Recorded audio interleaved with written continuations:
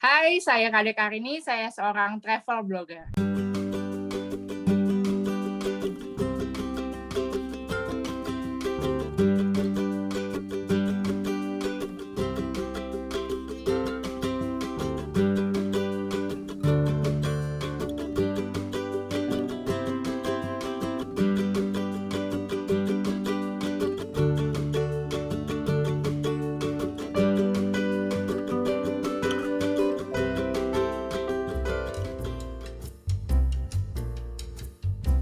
Aku kan jadi travel content creator slash travel blogger sama aja ya. Itu sudah menekuni full time ya sekitar 5-6 tahun gitu.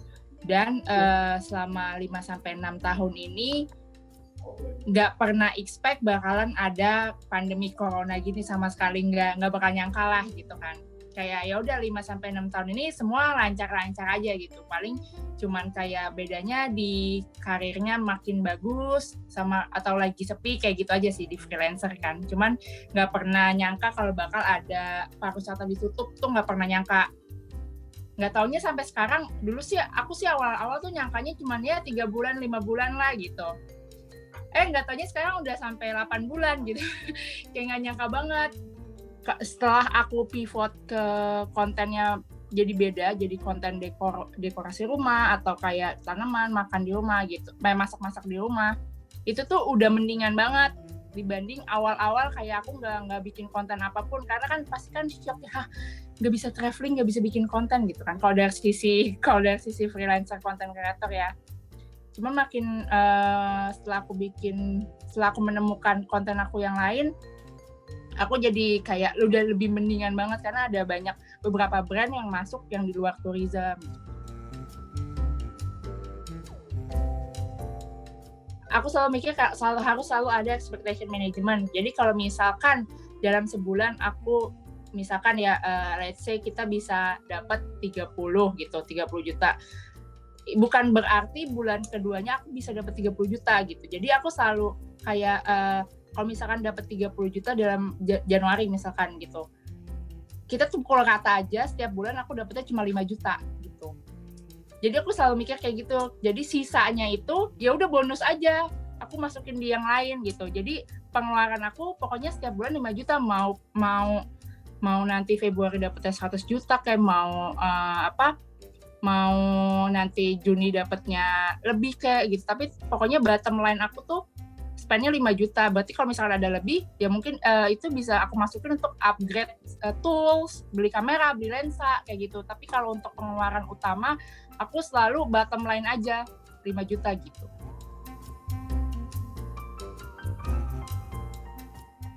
Jadi aku paling simpel sih sebenarnya aku baginya itu yang 50, 30, 20. Sebenarnya paling simpel. Kayak 50 living, cuman aku nggak, itu kayak minimal aja sih. Tapi kalau misalkan livingnya ternyata cuma 20%, ya nggak apa-apa juga gitu, kayak lebih bagus malah. Tapi aku berusaha nggak keluar dari 50, 30, 20 itu gitu. Nah, sebenarnya sebelum aku bikin si 50, 30, 20 ini, ternyata aku udah ngelakuin itu. Jadi ketika aku baru tahu tentang dana darurat, pentingnya dana darurat 2 tahun lalu itu, dana darurat aku udah full. Oh ternyata dana darurat aku udah full gitu. Berarti tinggal bagi aja, waktu itu emang yang belum tahu tentang investasi gitu. Jadi aku mikirnya dulu ya nabung aja, simpen uang di bank kayak gitu. Pokoknya kalau misalkan nabung, emang aku anaknya dari dulu emang suka nabung gitu, kayak nyimpen uang. Jadi aku nggak ada kesulitan dalam hal spending sebenarnya. Kayak aku bukan tipe yang ngabisin uang terus kayak, atau tipe yang leisure banget yang pengen beli barang-barang branded, bukan tipe yang kayak gitu sebenarnya. Yang aku belum tahu itu adalah si uang itu nggak bisa cuman kita taruh di tabungan doang, karena nanti akan kekikis inflasi dan sebagainya gitu. Itu yang belum aku tahu. Nah, akhirnya aku mulai belajar kan, mulai follow beberapa financial planner, terus kayak baca postingan mereka. Jadi aku sangat terbantu sih sama mereka gitu, kayak mereka mau banget berbagi ilmu gitu. Sangat terbantu. Terus aku akhirnya bikin sendiri kayak pos-pos keuangan aku gimana sih enaknya gitu supaya targetnya tuh tercapai gitu. Pokoknya yang kalau aku ngambil dari kutipan mereka sih pokoknya kalau masalah financial planning itu adalah masalah tujuan keuangan aja sebenarnya gitu kan, kayak misalkan 10 tahun lagi mau beli apa gitu, mau beli rumah kah, berarti harus direncanain dari sekarang nabungnya investnya tuh di mana dan instrumen apa yang cocok gitu kan. Nah, itu terus dari sisi investasi juga aku belajar kayak aku tipenya high risk atau low risk gitu. Kayak tipe-tipe kayak gitu aku harus pelajarin juga. Akhirnya aku nemuin oke, berarti pakai yang 50 30 20 ini udah oke nih. Berarti 30-nya invest, 50-nya living, 20-nya hiburan. Iya. Kalau investasi itu pokoknya aku selalu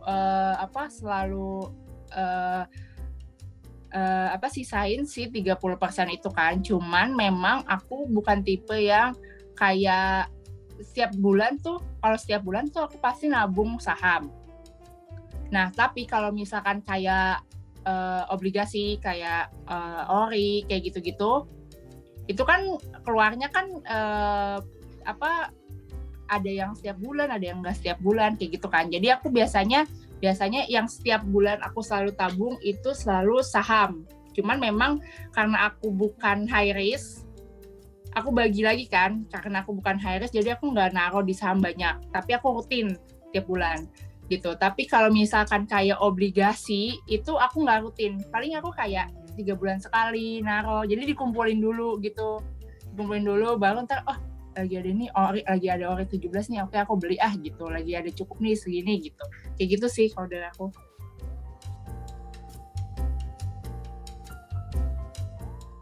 Salah satu alasan utamanya itu karena ada inflasi kan. Kalau misalkan kita uangnya ditabung doang, itu nggak bakalan ngejar inflasi gitu. Karena pekerjaanku sekarang adalah freelancer, which is nggak pasti gitu. Yes. Nah, nanti ke depannya kalau misalkan ada apa-apa, jangan sampai, sekarang kan aku lagi masa produktif nih, lagi banyak kerjaan, lagi bisa ngerjain banyak hal gitu kan. Jangan sampai masa produktif ini hilang gitu loh. Jadi takutnya nanti kalau misalkan udah semakin tua kan udah semakin gak produktif dan udah semakin gak punya uang juga gitu. Maksudnya kayak bukan gak punya uang, kayak pemasukannya takutnya semakin rendah kan kalau misalkan udah gak produktif. Justru di masa produktif ini harus invest sekenceng-kencengnya gitu supaya nanti pas udah tua, maksudnya udah nggak terlalu produktif gitu, fisiknya udah nggak oke, kita udah tinggal metik doang sebenarnya